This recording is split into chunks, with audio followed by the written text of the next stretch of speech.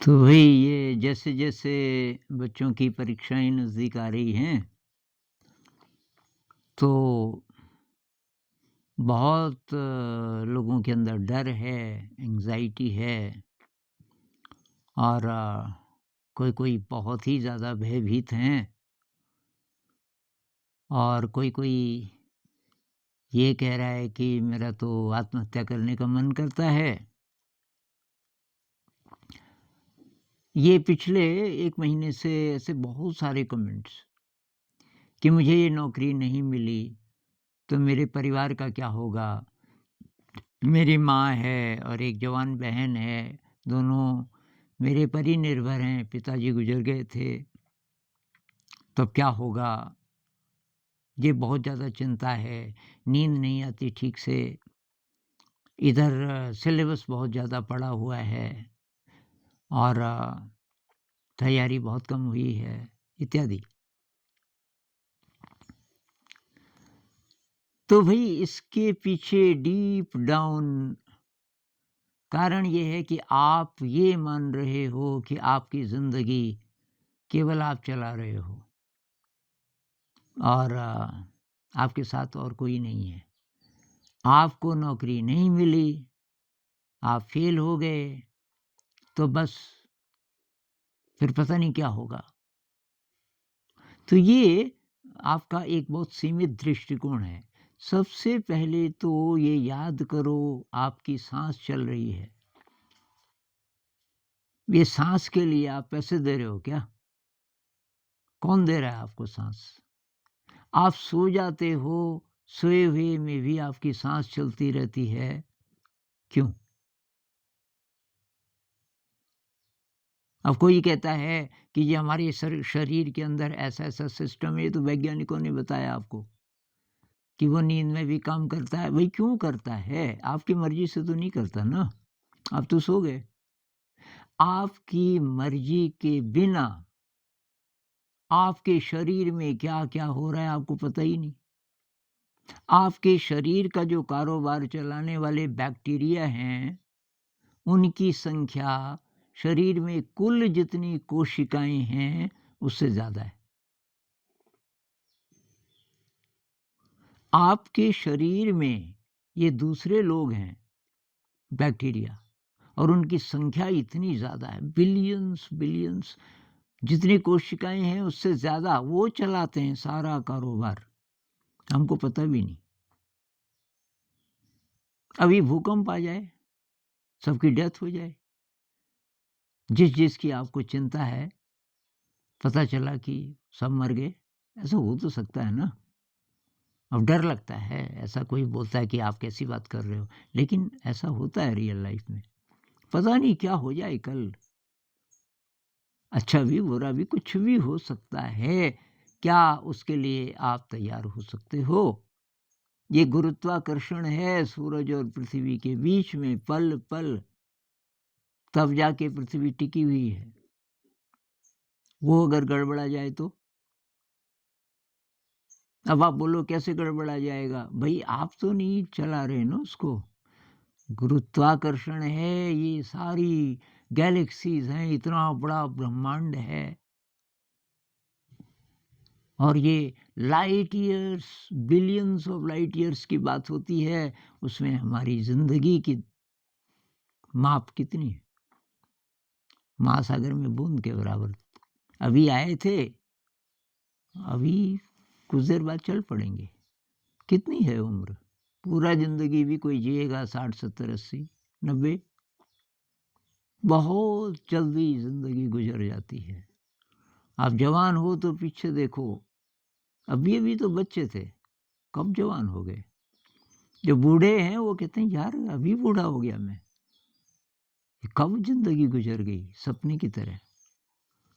ये बहुत मिस्टीरियस सारा खेल है और भई आप नहीं चला रहे हो, आप अपना काम करो बस, बाकी जो होगा वो होगा।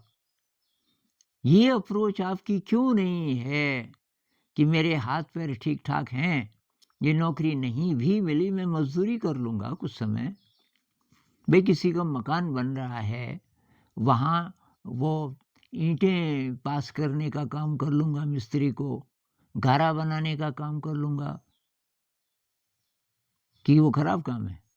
भई माँ के लिए तो कुछ भी कर सकते हो ना, और उसमें तो ठीक-ठाक पैसे मिलते हैं आजकल। एक ही दिन में 500-600 रुपए मिल जाता है और उससे चल जाता है, राशन पानी वगैरह-वगैरह सब चल जाएगा। तो चिंता काहे की आपको? तो एक तो ये मानसिकता है हमारी कि यही नौकरी मिलनी चाहिए, जिसमें कुर्सी पे बैठना पड़े, जिसका आदर है समाज में। ये सब फालतू की चीज़ें हमने अपने ऊपर थोपी हुई है। सहज ज़िंदगी जियो यार, कुछ भी कर लेंगे, हाथ का काम कर लेंगे, थोड़ा बहुत कारपेंटरी आती है, कभी शौक से आपने किया होगा, थोड़ा और सीख लेंगे, कारपेंटरी आप सीख गए उसमें बहुत पैसा है। बिजली का काम सीख लेंगे, थोड़ा बहुत तो आप साइंस के स्टूडेंट हो तो आपको बिजली का काम आता होगा। कोई नई बिल्डिंग बनी, फिटिंग का काम ले लो। किसी बिजली वाले का असिस्टेंट तो आप बन ही सकते हो। हज़ारों काम हैं यार, कुछ भी कर लेंगे। माँ के लिए हम पैसे नहीं जुटा पाएँगे क्या? ये अगर आपका एटीट्यूड होगा, तो निराशा नहीं होगी, टेंशन नहीं होगा, डिप्रेशन नहीं होगा। और फ़ेल होने के लिए भई तैयार रहो, ये पास ही होंगे, ऐसी जिद क्यों है? कॉम्पिटिटिव एग्ज़ाम की अगर आप तैयारी कर रहे हो, तो 15 लाख विद्यार्थियों में से 1500 चुनते हैं वो, 1000 में से 1 एवरेज, 1000 में से 1, 999 को नहीं लेंगे, 1000 हैं जिन्होंने लगभग पूरी तैयारी की है, फिर भी 1 ही निकलेगा। वो एक ही जो है आप ही होंगे, ऐसी जिद क्यों है आपकी? क्योंकि अगर नहीं निकले तब निराशा आएगी, तब टूट जाओगे, भाई 2 ही नंबर से मैं रह गया। अरे भई 1 ही 2 नंबर से तो रहेंगे, क्योंकि तैयारी तो आपकी भी पूरी थी।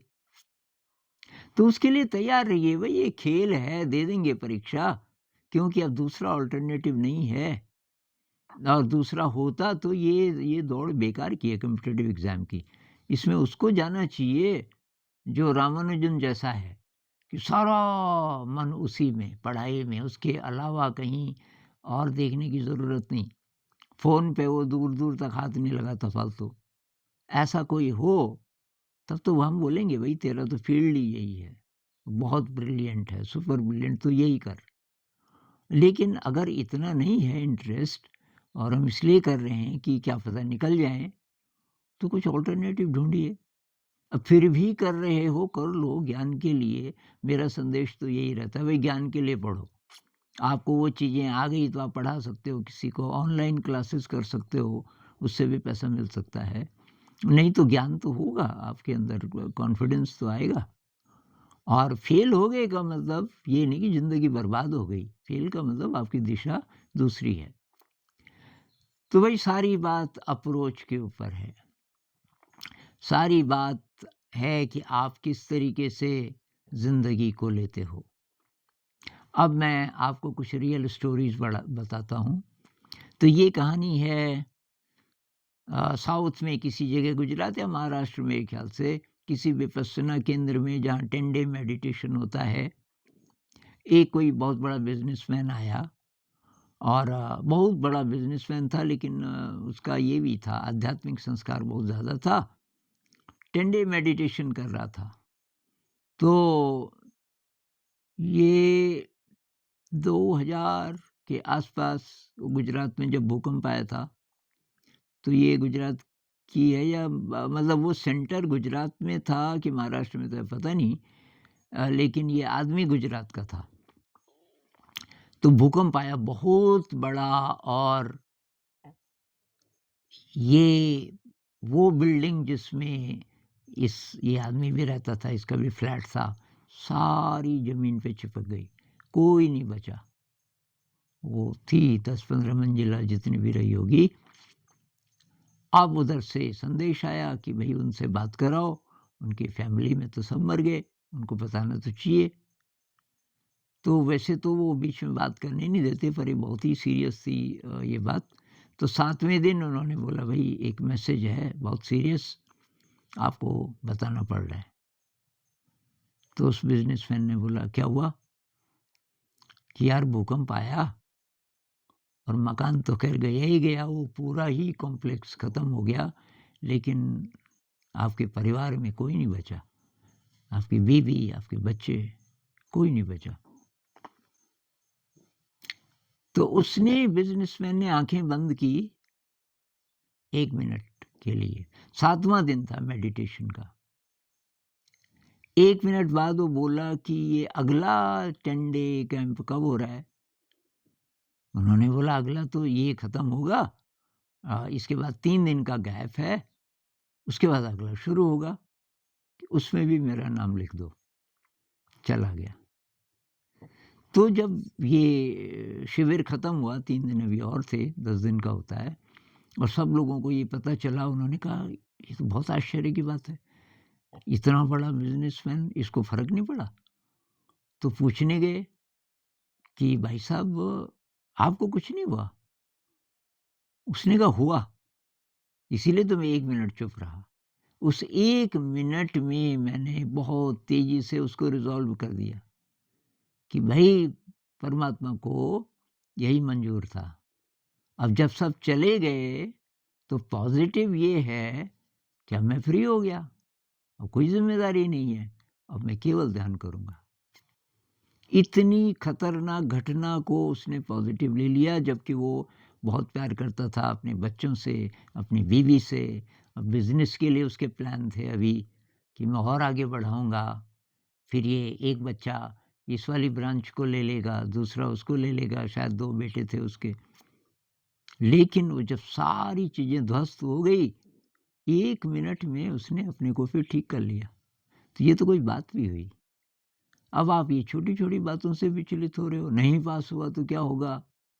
अरे क्या होगा? बहुत सारे अपॉर्च्युनिटीज़ हैं। तो कोई टेंशन की ज़रूरत नहीं, कोई डिप्रेशन की ज़रूरत नहीं।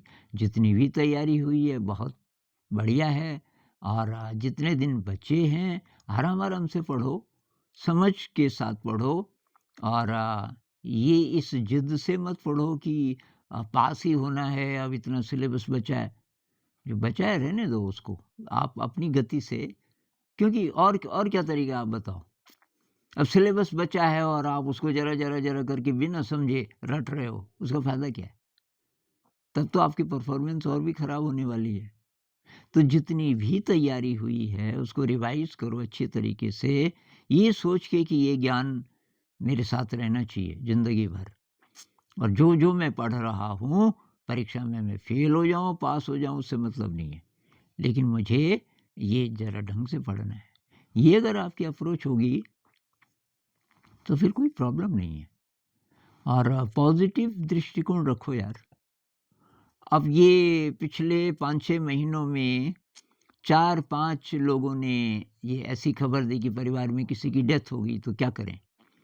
तो मैं बोलता हूँ कि भाई थोड़ा एनडी वालों के एक्सपीरियंसेस सुनो, नियर डेथ एक्सपीरियंस, जैसे अनीता मूरजानी। अब 2 प्रकार के साइंटिस्ट हैं। कुछ हैं जिनकी पूरी कोशिश रहती कि उसको झुठलाना है, कि ना जी वो मरे ही नहीं थे। अरे भाई मरे कैसे नहीं थे जब फ्लैट लाइन हो गया? एबन अलेक्जेंडर न्यूरोसाइंटिस्ट थे, बिल्कुल विश्वास नहीं था उनको इन चीज़ों पे। उसने ये किताब लिखी है द प्रूफ ऑफ हेवन। अब हेवन का तो चलो पता नहीं, लेकिन वो मर गया था, क्लिनिकली डेड। तो पिन वैन लोमेल, एक साइंटिस्ट हैं बहुत बड़े, जो 40 साल हो गए उनको करीब इस पे रिसर्च करते हुए। उनकी रिसर्च देखो, 40 साल से जो आदमी रिसर्च कर रहा है रियल केसेस, वो इस नतीजे पे पहुंचा है कि ये दवाइयों का असर नहीं है, ये हेलुसिनेशन नहीं है, ये दिमाग की चाल नहीं है, दिमाग जब था ही नहीं तो चाल कहाँ से चलेगा? मर गया आदमी, क्लिनिकली डेड। अब डेथ आप किसको बोलते हो? भाई नब्ज़ नहीं चल रही, ब्रेन में कोई इलेक्ट्रिकल एक्शन नहीं हो रहा है, तो और कैसी डेथ? तो डेड डेड जो दिमाग है, जो मर गया, वो कैसे भ्रम में भ्रम को पैदा कर सकता है या सपने देख सकता है, जब दिमाग है ही नहीं? तो वो कुछ है वो रियल है। और मैं अनीता मूरजानी बार-बार इसलिए बोलता हूँ कि वो इंडियन है और उसको मैंने थोड़ा पढ़ा है उसके बारे में। ऐसे सैकड़ों हैं एनडीए वाले और उनके कुछ अनुभव आप पढ़िए और ओपन रहिए। अब यहाँ पर भी जो आप विश्वास करोगे वो आप पे असर डालेगा। अगर आप उन साइंटिस्ट पे विश्वास करते हो जो बोलते हैं कि ये सब बेकार है और आपको तो नहीं पता ना वो सच बोल रहे हैं कि नहीं, उनका डेटा कहाँ से आया आपको थोड़ी पता। दूसरे साइंटिस्ट हैं, अगर आप उन पे विश्वास करोगे जो अपना प्रूफ दे रहे हैं, अब कुछ-कुछ के वीडियोज़ आप देख लो, अनीता मूरजानी वगैरह। तो अगर आप ब्राइटर साइड पे विश्वास करते हो, जिसमें ये भी शामिल है कि डेथ नहीं होती, हमारे स्क्रिप्चर्स, हमारे जो संत हैं, ऋषि मुनि हैं, वैसे ही थोड़ी बोल रहे होंगे यार, कुछ तो होगा ना उसके पीछे। भई वेद हैं, उपनिषद हैं, भगवत गीता है, ये सब झूठ है क्या? इन सब में ये बार-बार आया है कि आत्मा होती है और वो ज़िंदा रहती है। एनडी से ये प्रूव हो जाता है कि आत्मा है, क्योंकि शरीर जब मर गया तो एक्सपीरियंसेस किसको हुए? तो हम अनंत हैं, विराट हैं। अपने को सीमित कर दिया आपने इतनी सी चीज़ में, रोटी, कपड़ा, मकान में। नौकरी का क्या मतलब? भई नौकरी के लिए थोड़ी पैदा हुए थे हम। हम पैदा हुए थे सत्य को जानने के लिए।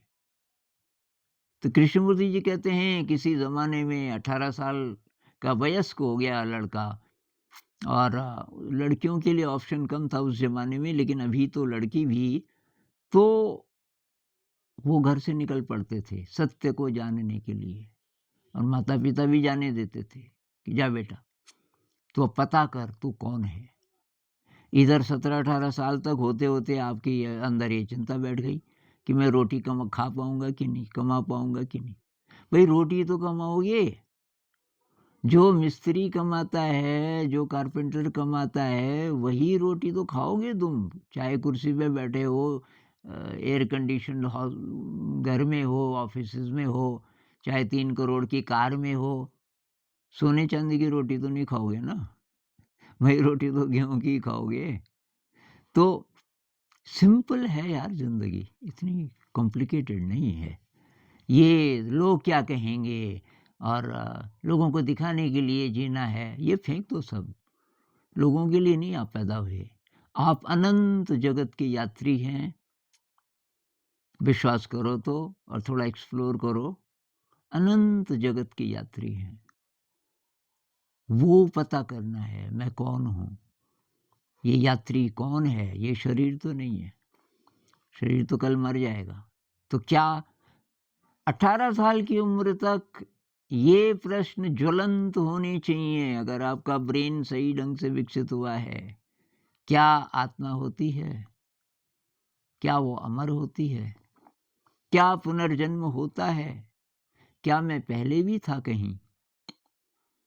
ये ब्रह्मांड क्या है? कहाँ तक है? ये सब कैसे बना? क्या ईश्वर होता है? क्या मेरे अंदर भी ईश्वर है? ऐसे प्रश्न आने चाहिए और इनको आप एक्सप्लोर करो तो बात है। आप छोटी-छोटी चीज़ों में फँस जाओगे, मेरी माँ का क्या होगा, मेरी बहन का क्या होगा? अरे भई सबका हो जाएगा। वो एक कहावत है ना, जिसने सिर दिया है वो शेर भी देगा। जो शक्ति लाई है इस जगत में हमको, वो हमारे रोटी-पानी का हिसाब तो करेगी ही। बच्चा जैसे ही पैदा होता है, माँ के पास उसके लिए दूध तैयार होता है। तो सारा ब्रह्मांड हमारी माँ है। ये जो पृथ्वी है ये हमारी माँ है और हर समय हमारी देखभाल कर रही है। हमें दिखता ही नहीं है। सूरज की रोशनी है, पानी मिल रहा है, खाना मिल रहा है, साँस ठीक चल रही है, सोए हुए में भी साँस चलती रहती है। चिंता काहे की है? कोई चिंता मत करो।